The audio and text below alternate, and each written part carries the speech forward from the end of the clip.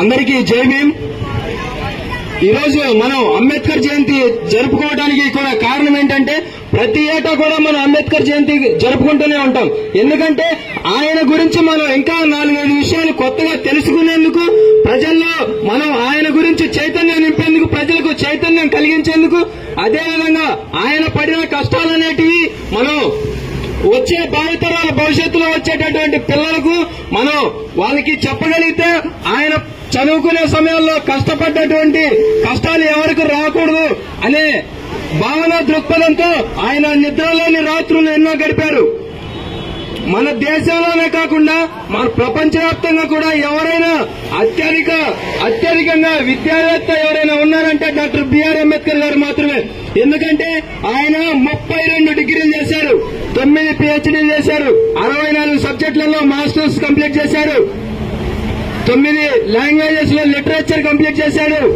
భారత రాజ్యాంగాన్ని నిర్మించడానికి ఏకైక పాత్ర పోషించి భారీ ఎత్తులో కృషి చేసి మన దళితుల కోసమే కాదు, మన దేశంలో ఉన్నటువంటి గిరిజనుల కోసం, దళితుల కోసం, అదేవిధంగా వెనుకబడిన తరగతుల కోసం, అదేవిధంగా అగ్రవర్ణ కులాల్లో వెనుకబడిన తరగతుల కోసం ప్రతి ఒక్కరు కూడా బానిసత్వం ఉండకూడదు, ప్రతి ఒక్కరికి కూడా స్వేచ్ఛా స్వాతంత్ర్యం కల్పించాలనే ఉద్దేశంతో మన రాజ్యాంగాన్ని రూపకల్పన చేశారు.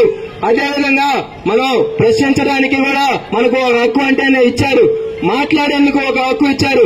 ఆర్టికల్ 19 అని చెప్తుంది freedom to speech. Freedom to speech అంటే నీ స్వభావాలను స్వేచ్ఛగా బయటికి చెప్పవచ్చు. అదేవిధంగా ఆయన చాలా ఎదుర్కొన్నారు సమస్యలు. ఆయన మన భారతదేశ పౌరుల కోసం బానిసగా బతకూడదనే నినాదంతో ఆయన 3 కుమారులను, 1 కుమార్తెను కూడా కోల్పోయారు.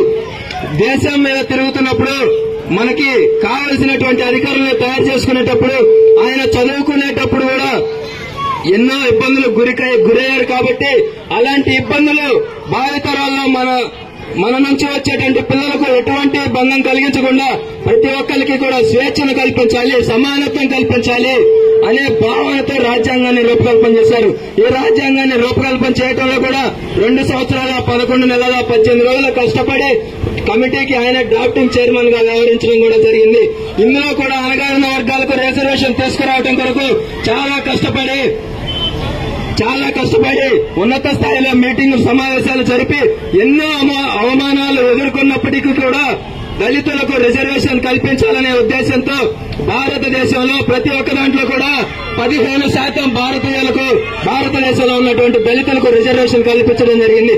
అదేవిధంగా 50% పైచిలకు ఉన్నటువంటి బీసీలకు కూడా 29% రిజర్వేషన్ కల్పించడం జరిగింది. ఎందుకంటే బానిసత్వంతో బతకూడదు, ప్రతి ఒక్కరు కూడా స్వేచ్ఛతో బతకాలి.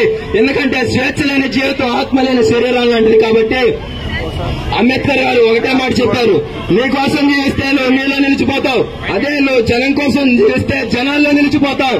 ఇదే మాట, ఇదే నినాదం తీసుకొని నేను భారత రాజ్యాంగాన్ని మీ అందరికీ అందించాను. దాన్ని కాపాడుకునే హక్కు, దాన్ని కాపాడుకుని మీ భావితరాలకు అందించేటటువంటి హక్కు మీకు ఉన్నది. మీరు దాన్ని సక్రమంగా వినియోగించుకొని దాన్ని కాపాడుకునే, దాన్ని రక్షించుకునే బద్ధం నీకున్నది అనే చెప్పగలిగింది. అయితే వాయువుకు లేని వివక్ష, వాయువు ఆగితే చచ్చే మానవులెందుకు, నిప్పుకు లేని వివక్ష నిప్పుల్లో పరిమళమయ్యే దేహాలకెందుకు, నింగికి ఎగరలేని వివక్ష నింగికి ఎగరలేని నరులకెందుకు, పండితుడు వెలిగిస్తే వెలిగే దీపం పామరుడు వెలిగిస్తే వెలగనంటుందా? ఇక్కడ డాక్టర్ బిఆర్ అంబేద్కర్ గారి జీవితం మలుపు తిరిగిన సంఘటన. ఒక తరగతి గదిలో వెలివేయబడినట్టు బయటికి వెలివేయబడినటువంటి వ్యక్తి నుంచి ఎవరో ఊహించినటువంటి శిఖర స్థాయిలో నిలిచినటువంటి డాక్టర్ బిఆర్ అంబేద్కర్ గారు మాత్రమే. 2012లో ది హిస్టరీ ఛానల్ ఒక సర్వే నిర్వహించింది. భారతదేశంలో అత్యంత నాయకులలో, అత్యంత స్వాతంత్ర సమరయోధులలో వ్యక్తి ఎవరైనా గొప్ప వ్యక్తి ఉన్నారా అంటే అందులో 20 లక్షల మంది పోలింగ్ లో పాల్గొన్నారు. అందరూ కూడా విద్యావేత్తలు, శాస్త్రవేత్తలు. వాళ్ళలో పోలింగ్ నిర్వహించడం జరిగింది.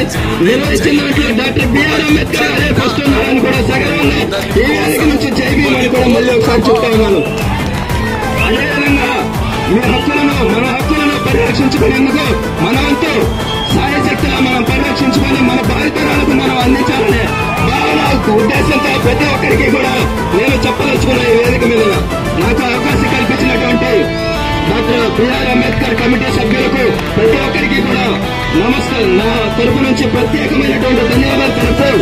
అందరికీ కూడా జైలు తెలియజేస్తున్నారు.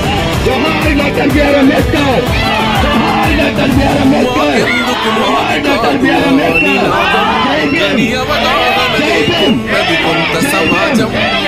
రాజ్యాంగం ప్రతిఫలాలు పొందుతూ జనం అది అంటేందని అడిగే అవివేకుల దేశం. జీవితాన్ని ధారపోసినాడు రమణకై, అవమానాలనుభవించి నిలిచెర బలమై. భావితరాల బతుకులు మార్చుట కొరకై, అనసబడిన వాళ్ళ కొరకు పుట్టెర వెలుగై. నువ్వు చదువుతున్న ఈ చదువు ఆయన రాత, నువ్వు చేసుకునే ఈ నౌకరి ఆయన రాతే, నువ్వు పొందే ఏ పదవైనా ఆయన భిక్షే. జై భీం జై భీం జనకుండ నినాదం.